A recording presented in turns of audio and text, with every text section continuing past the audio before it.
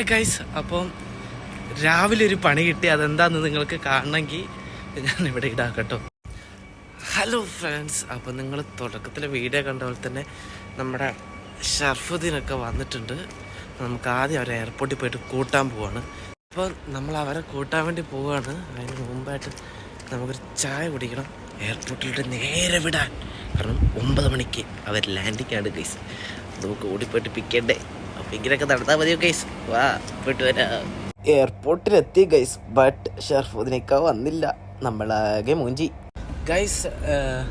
നമ്മുടെ ഷർഫുദ്ദീൻക്ക രാവിലെ വരേണ്ടതായിരുന്നു, പക്ഷേ പുള്ളിക്ക് ഫ്ലൈറ്റ് ചെറുതായിട്ടൊന്ന് മിസ്സായി പോയി, എത്തിയില്ല. സോ ഇപ്പം വൈകുന്നേരം 4 മണിക്കാണ് പുള്ളീൻ്റെ ഇൻ്റർവ്യൂവും കാര്യങ്ങളൊക്കെ.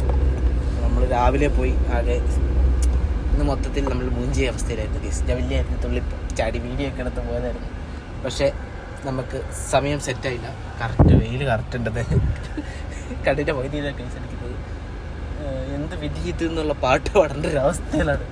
എന്ത് വിധി ഇത്, വല്ലാത്ത ചതി ഇത് പറഞ്ഞു.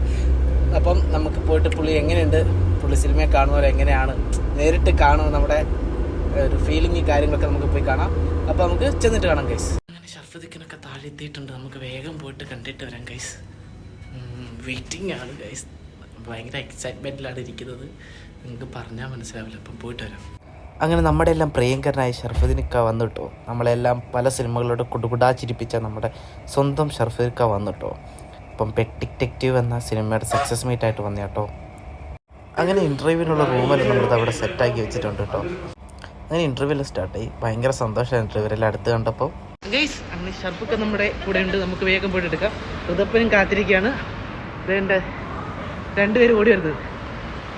പുള്ളിക്കാരിയാണെങ്കിൽ മറ്റേ ഷർഫുദ്ദീനൊക്ക ഇട്ട് അതേ കളർ ഡ്രസ്സാട്ടോ ഇട്ടേക്കുന്നത്. എല്ലാ വിശേഷങ്ങളും പറയാൻ വിചാരിക്കുന്നു. അപ്പൊ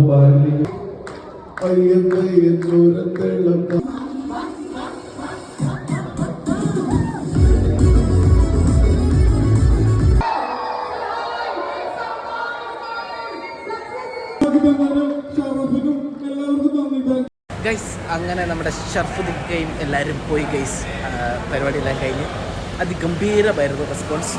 അപ്പം അടുത്ത വീഡിയോ ആയിട്ട് വരുന്നതായിരിക്കും. ബൈ.